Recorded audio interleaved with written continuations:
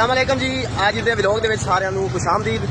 2 दिन हो गए ने खबर सुन रहे हैं सोशल मीडिया ਤੇ कि पुल ਚੱਠੇ ਤੋਂ ਲੈ ਕੇ 19 ਕੱਸੀ तक रोड ਨੂੰ कारपेट किया जा रहा है। इस काम की इस गल की तसली वास्ते मैं पहुंचा जी पुल ਚੱਠੇ ਤੋਂ चंडे वाले रोड से इस दरम्यान से पहुंचा जिथे रोड अज भी तमीर हो रहा और रोड ਨੂੰ देख के तो बड़ा अच्छा लग रहा है। बज़ाहिर तो बहुत ज़बरदस्त लग रहा वा, मजबूती भी अच्छी है और पहले वाले रोड नालों इनू कम अज़ कम 3 फुट 2.5 तो 3 फुट तक उच्चा किया होया और जो कारपेट पा रहे हैं कारपेट एक अंदाजे मुताबिक 4 इंच तो 4.25 इंच तक पाया जा रहा।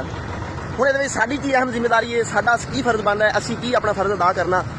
मैं सिर्फ वो दस्सण वास्ते इत्थे आया कि ये रोड अगर तमीर हो रहा है तो इस दे विच साडा फर्ज ये बनता कि असीं इस दे ध्यान रखिए, क्योंकि साडा अहम फर्ज यही है कि असीं इसकी जांच पड़ताल करनी है। साडे इलाके के जिहड़े इंजीनियर ने जिहड़े कहंदे ने कि असीं बहुत वड्डे इंजीनियर हैं जी, वो इस रोड तो गुजर के मुल्तान जाते हैं और मुल्तान जाते हैं इस रस्ते तो जो गुजरते हैं उन्होंने जिम्मेदारी है कि इस रोड को देखन जांच पड़ताल करन और अगर इस दे कोई मसला मसैल उन्हें नज़र आता तो उन्होंने इंजीनियरिंग का फायदा कौम को भी हो, उन्होंने इंजीनियरिंग का फायदा उन्होंने हो रहा है या गौरमेंट हो रहा है तो आवाम को फायदा उदों होना है जो उन्होंने कोई इत्थों नुक्स कढ़ के तो शिकायत करनी है।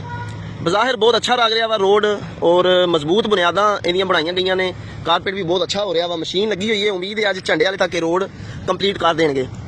मशीन तुसीं वेख सकते हैं सामने, उत्थे नज़दीक जाके तुहानूं वो वीडियो भी दिखा देने। ये वीडियो मेरी शेयर कर दिओ जी। टिब्बा सुल्तानपुर मखदूम रशीद पुल ਚੱਠਾ झंडे वाला 19 ਕੱਸੀ और कोट राबनवाज तक ਦੇ लोगों ਨੂੰ जिन्हां दा फर्ज बनता है कि वो इस रोड की जांच पड़ताल नाल दी नाल करते रहन। इहदे विच कोई मसला मसैल नाकस मटीरियल या कोई होर मसला वगैरह नज़र आता है तो वो लाजमी जड़ा है इहदे विच अपनी शिकायत दर्ज करान और इसकी बेहतरी वास्ते कोई कदम चुकन।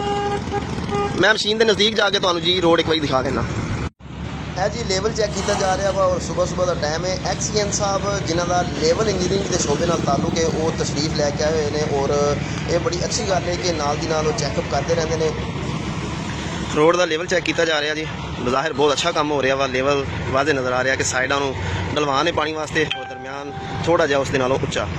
मशीनरी के नाल नाल अफीसर अफराद बहुत अच्छा कदम उन्होंने के नाल दी नाल चैकअप करते रहते हैं और इसकी वजह तो यह कि रोड अच्छा बनेगा।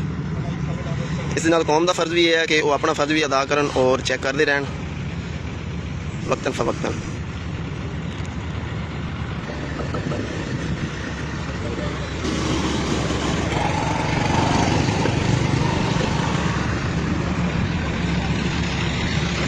ये जी पुल ਚੱਠੇ ਤੋਂ ਲੈ के 19 ਕੱਸੀ तक रोड बिल्कुल बंद किया होया वा, लेकिन थोड़ा बहुत दरम्यान के जो रस्ते ने उतों गड्डियां आ रही ने और गुजर रही ने। लेकिन ये 7 दिन का टाइम है।